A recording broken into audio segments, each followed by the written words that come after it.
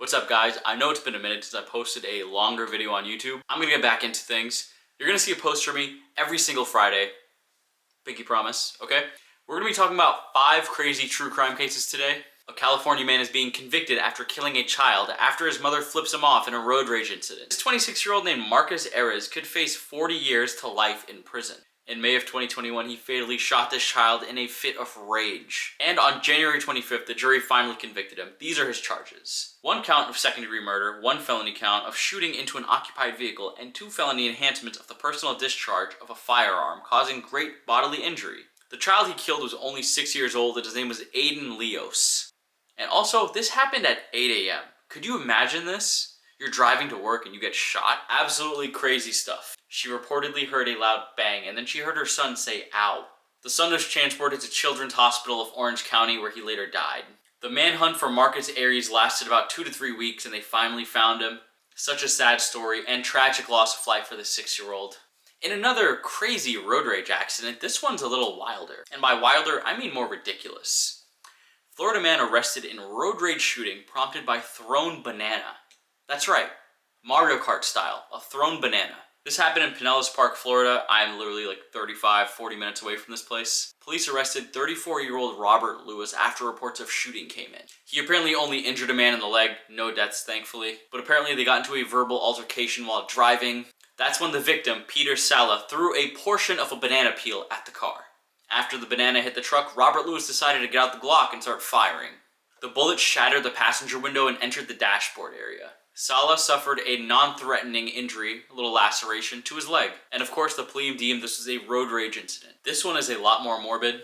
There's actually an interview with the serial killer in this one. This is a disturbing interview with the double murderer, Jamie Osuna. He was imprisoned in 2011 for the murder of Yvette Pena. But in 2019, he did something even crazier. He dissected and decapitated his cellmate. His cellmate's name was Luis Romero. And he apparently did all this with a makeshift knife. He cut out Romero's eyes, Jeepers Creepers style, and a finger. He also sliced out part of his ribs and his lung. And the most sickening thing, after he cut off his head, he made the mouth sliced up in a permanent smiling thing like Jeff the Killer or the Joker. They also found Osuna wearing his cellmate's body parts like a necklace. I'm gonna play the interview for you guys. This guy has absolutely no remorse. You are definitely gonna get chills from the clip, so if you are weak of stomach, weak of heart, don't watch it. Sadistically, premeditatedly, deliberately tortured and murdered Yvette Pena. I don't have no sympathy. I'm sadistic. I really don't care. I'll do it and I'll do it again over and over and over. I'm honestly surprised he got away with all this. Where's the supervision in the jail? What's going on in here? I understand some of these people are criminals and, you know, some people are just like, oh yeah, whatever, let them rot. Some of these people are in here either, you know, small handful are falsely accused or in there for like small things. I think in this instance, this guy should just be in a cell by himself, solitary confinement, Silence of the Lambs style. All right, number 4, we've got Robert Fisher. I've talked about this on my TikTok before, but this is a crazy story, so I think you guys that haven't seen it need to hear about it. So I'm gonna put the picture up of the happy family right now. You would think that they were a perfect happy family. But in April 10, 2011, Robert Fisher slit all of their throats and then blew up the entire house in Scottsdale, Arizona. Upon investigation, they found Fisher's wife and 2 kids deceased. His wife also had a gunshot wound to the back of her head. Obviously, it was probably Robert Fisher that did that. On April 20th, 10 days later, they located the car of Mary Fisher, his wife. It was located in a forest in Young, Arizona. Robert was nowhere to be found. And to this day, over 20 years later, they still have not found him at all. He was on the FBI's 10 most wanted fugitives list. I believe that's changed now because in 2021, they just kind of gave up on that. My theory is that he died probably somewhere in the woods or, you know, himself out there, you know what I'm saying? I feel like that would make the most sense. I feel like he was having some sort of psychotic break or manic episode, something like that.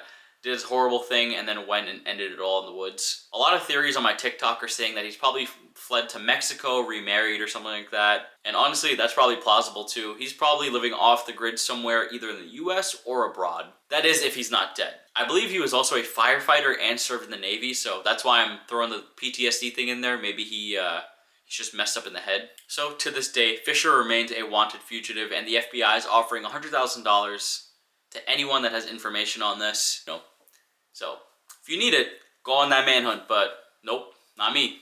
Not me. So here's some good true crime news about a fugitive that was recently found in Mexico.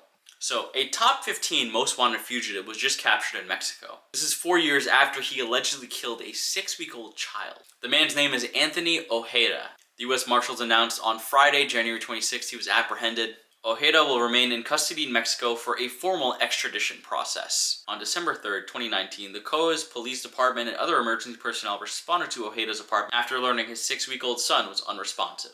The infant was transported to a nearby hospital where he died. The boy, who was identified as Eli Ojeda, died from acute methamphetamine toxicity. On top of that, he had a lot of physical traumas, probably stemming from his father. Ojeda was charged with second-degree manslaughter and second-degree assault. They also charged him with endangerment of a child. Ojeda failed to show up to court August of 2021. He also made no notifications regarding his absence, so he just fled to Mexico. Mexico arrested Ojeda with assistance from the U.S. Marshals and Mexico Foreign Field Office. This is just such a wild story. I'm glad they finally caught him. It would have been crazy if he was like Robert Fisher and just eluded the escape for so long. But thank you guys for watching my video. If you're here from TikTok, shout out to you. If you're not here from TikTok, still shout out to you. Thanks for watching my video. Definitely subscribe to my channel. I'm going to be posting every single week. Every Friday, you're going to get a little treat from me, okay? It's going to be my little Friday treat to you guys. Nice little video.